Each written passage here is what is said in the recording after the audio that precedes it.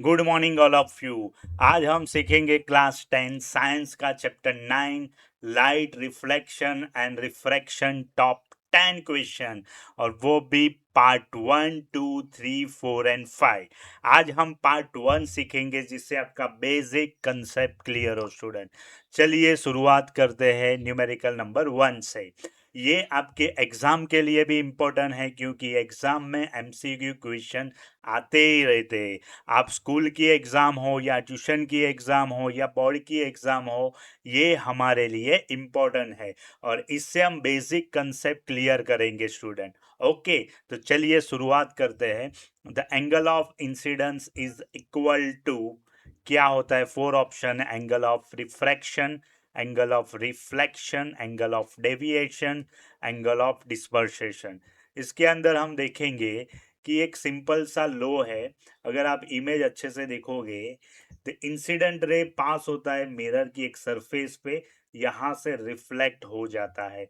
तो यहाँ जो एंगल क्रिएट होता है आई और आर दोनों सेम होता है। इसका मतलब ये हो गया incident angle is equal to आपका एंगल होगा रिफ्लेक्शन एंगल।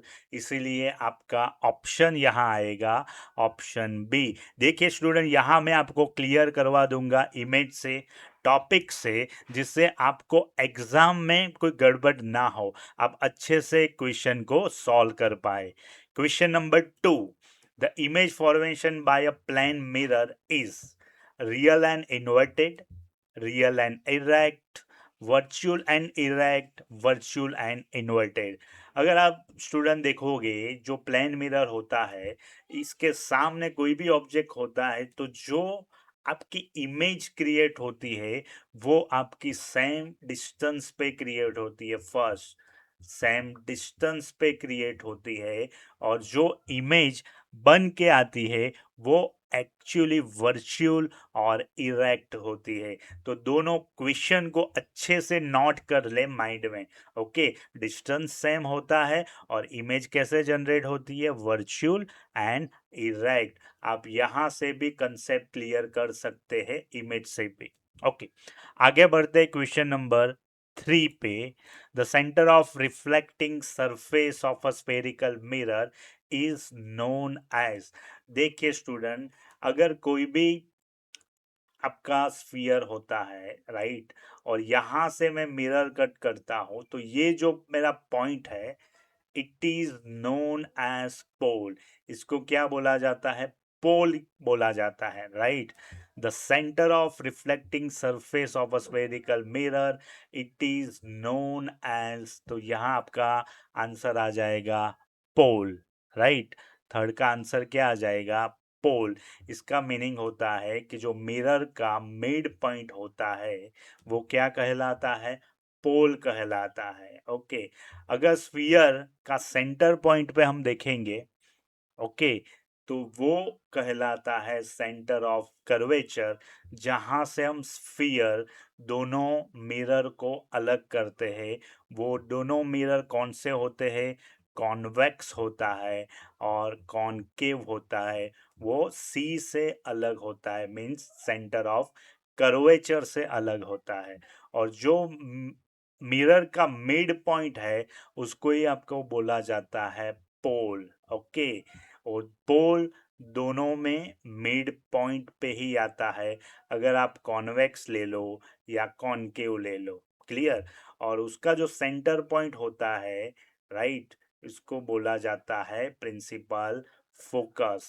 क्लियर? ओके, आगे बढ़ते हैं क्वेश्चन नंबर 4 की ओर। The distance between pole and principal focus of a spherical mirror, it is known as focal length। Drawing पे अगर देखें तो ये पोल मैंने अभी एक्सप्लेन किया। ओके, कोई भी लेंस का उसका जो मिड पॉइंट होगा वो पोल होगा, राइट। जहां से हम कट करते हैं दोनों मिरर वो आपका सेंटर ऑफ स्फीयर होता है, या जहां से हम लेंस कट करते हैं और कॉन्वेक्स और कॉनकेव क्रिएट होता है, इसका मिड पॉइंट होता है फोकस। और फोकस से पोल तक की जो लेंथ होती है उसको बोला जाता है फोकल लेंथ। देखिए स्टूडेंट, इमेज से जितना क्लियर होगा इतना आप दूसरी कोई मेथड से क्लियर नहीं हो सकता।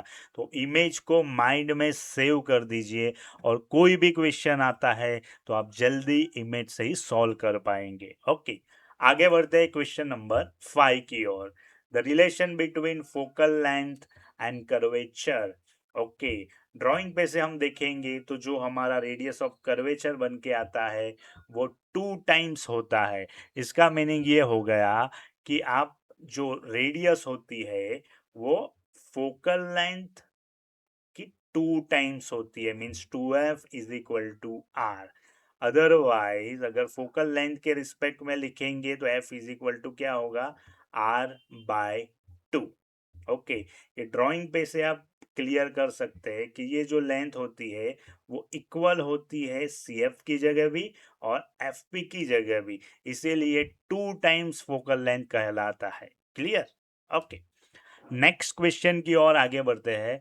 The concave mirror is commonly use by dentist because it can produce. Okay, question ये है कि कॉन्केव मिरर कॉमनली यूज करते हैं डेंटिस्ट लोग, क्यों यूज करते हैं, इमेज कैसी जनरेट होती है। तो स्टूडेंट याद रखिए, इमेज को मैग्निफिकेशन किया जा सकता है, मीन्स जो भी डेंटिस्ट होगा, जो भी, तो वो इमेज को लार्ज करके ही देखेगा, इसीलिए कॉन्केव मिरर का यूज होता है। सिंपल। क्वेश्चन नंबर 7 की ओर। Which mirror is use as a rear view mirror in vehicle.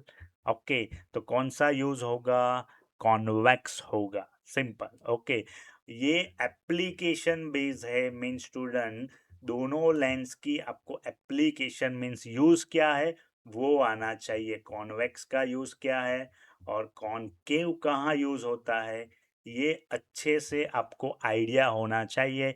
यहाँ से न्यूमेरिकल, कोई भी न्यूमेरिकल निकल सकता है। यहाँ एक एग्जांपल है, राइट, कोई भी न्यूमेरिकल एप्लीकेशन बेस से निकल सकता है। तो आपको माइंड में याद रखना है कि यहाँ यहाँ कॉनकेव यूज होता है और यहाँ यहाँ कॉन्वेक्स यूज होता है। Clear?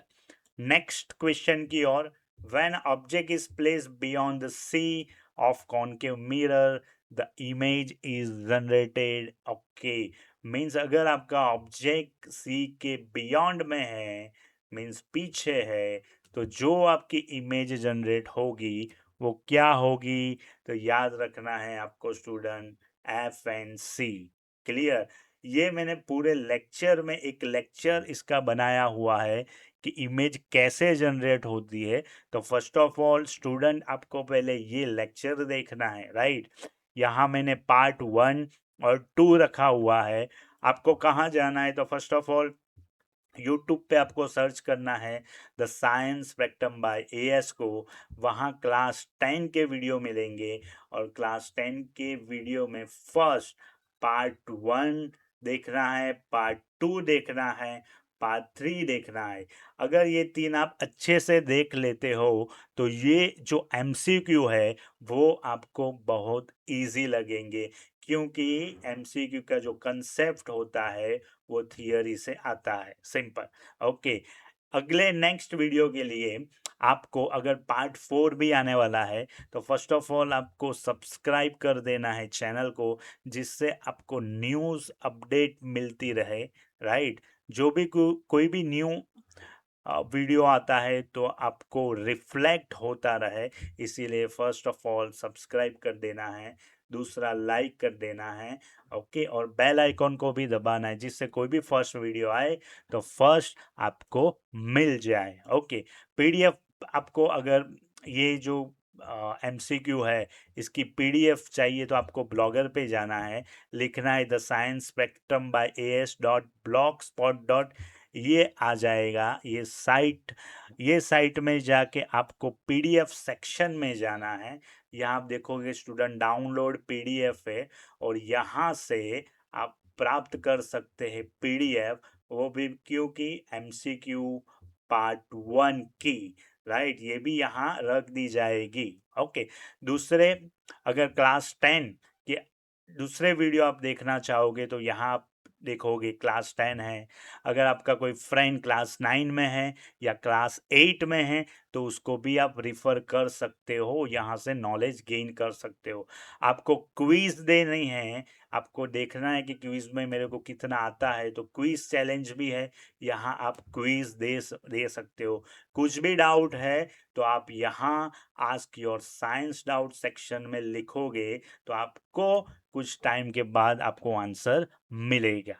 Clear student? Okay, next question की ओर। Question number 9, the phenomena of behind of light when it pass from one medium to another medium, means एक मीडियम से दूसरे मीडियम में जाता है तो उसको बोला जाता है रिफ्रैक्शन। ओके, सिंपल है, दोनों जगह डेंसिटी डिफरेंट होगी, दोनों जगह डेंसिटी डिफरेंट होगी, तो जो आपका ऑब्जेक्ट है वो अपनी जगह पर नहीं दिखाई दे रहा होगा, आपको स्लाइड डिस्टेंस पे दिखाई दे रहा होगा, उसको उसको ही बोला जाता है रिफ्रैक्शन। ओके, फॉर एग्जांपल देखिए, आप इतना वाटर ले लिया है, राइट, और उसके अंदर आप पेंसिल रखते हो तो पेंसिल थोड़ी टेढ़ी दिखाई दे रही होगी, क्योंकि ये रिफ्रैक्शन, क्योंकि रिफ्रैक्शन कैसे क्रिएट होता है, दोनों साइड डेंसिटी डिफरेंट है, तो जो लाइट पास होती है वो डेंसिटी की वजह से आपको जो एंगल होता है वो स्लाइट डिफर हो जाता है। ओके, चलिए नेक्स्ट क्वेश्चन की ओर। The refractive index of a medium is related to speed of light. तो रिफ्रैक्टिव इंडेक्स का इक्वेशन आपको याद रखना है, N is equal to C by V. Thank you student, आपको वीडियो कैसा लगा आपको कमेंट में लिखना है स्टूडेंट, राइट। ओके, नेक्स्ट कौन से वीडियो पर आपको कौन से टॉपिक पे वीडियो चाहिए तो वो भी आपको कमेंट करके लिखना है, हम ट्राई करेंगे उसी टॉपिक पे डीपली वीडियो बनाने के लिए। अगर आपको पीडीएफ सेक्शन चाहिए या पीडीएफ चाहिए तो आपको the Science Spectrum bye es.blogspot.com पे जाना है, यहाँ डाउनलोड पीडीएफ में आप पीडीएफ ले सकोगे। ओके, यहाँ नेक्स्ट, अगर आपको वीडियो अच्छा लगा है तो आपको सब्सक्राइब, लाइक, बेल आइकॉन को दबा देना है और एक अच्छी सी कमेंट लिखना है कि सर मेरे को वीडियो अच्छा लगा, मेरे को ये टॉपिक पे वीडियो चाहिए। Thank you very much, bye bye.